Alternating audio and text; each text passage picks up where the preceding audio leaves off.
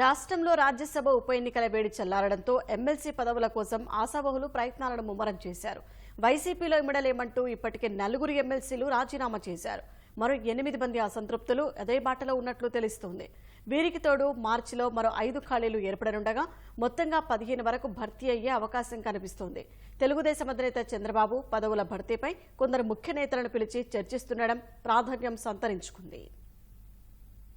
రాష్ట్రంలో త్వరలో భారీ స్థాయిలో ఎమ్మెల్సీ స్థానాలు ఖాళీ కానుండటంతో టీడీపీ నాయకులు తమ అదృష్టాన్ని పరీక్షించుకునేందుకు సిద్దమవుతున్నారు.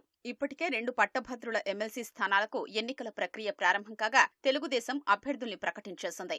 ఉమ్మడి ఉభయ గోదావరి జిల్లాలకు పేరాబత్తుల రాజశేఖర్, ఉమ్మడి కృష్ణా, గుంటూరు జిల్లాల అభ్యర్థిగా మాజీ మంత్రి ఆలపాటి రాజేంద్ర ప్రసాద్ ఎన్నికల ప్రక్రియలో నిమగ్నమయ్యారు. పొత్తుల్లో భాగంగా సీటు దక్కించుకోలేకపోయిన అభ్యర్థులకు ఎమ్మెల్సీలుగా ప్రాధాన్యమివ్వనున్నారు.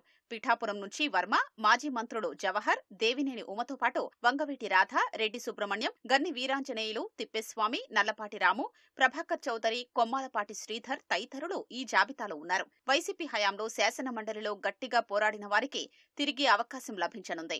ఈ జాబితాలో మంతెన సత్యనారాయణరాజు, బీదా రవిచంద్ర యాదవ్, టీడీ జనార్దన్, బుద్ధా వెంకన్న, అంగర రామ్మోహన్ పేర్లు ఉన్నాయి. ఎమ్మెల్సీలుగా తమకు ఛాన్స్ ఇవ్వాలంటూ మరికొంతమంది ఆశావాహులు ప్రయత్నాలు చేస్తున్నారు. మంగళగిరి నియోజకవర్గంలో కీలకంగా ఉన్న సీనియర్ నేత పోతినేని శ్రీనివాసరావు, పీతల సుజాత ఎమ్మెల్సీ రేసులోకొచ్చారు. యువగళం పాదయాత్రలో క్రియాశీలకంగా పనిచేసిన మద్దిపట్ల సూర్యప్రకాష్ ఈసారి అవకాశం దక్కుతుందనే ఆశతో ఉన్నారు.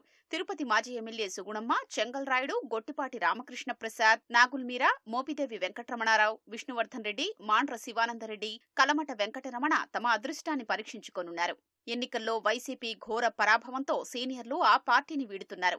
పార్టీకి ఎమ్మెల్సీ పదవులకు కర్రి పద్మశ్రీ, పోతుల సునీత, బల్లి కళ్యాణ చక్రవర్తి, జయమంగళ వెంకట్రమణ రాజీనామా చేశారు. వీరిలో 3 రాజీనామా చేసి 3 నెలలవుతోంది. మండలి చైర్మన్ ఈ రాజీనామాలపై నిర్ణయం తీసుకోవాల్సి ఉంది.